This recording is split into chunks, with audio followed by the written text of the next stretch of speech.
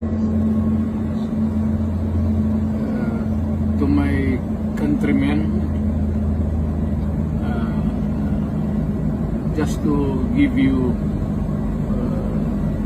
the current situation. I am about to land sa Hague. Galing ako Dubai. Stopover for it's a long haul, it's a long flight. Okay ako.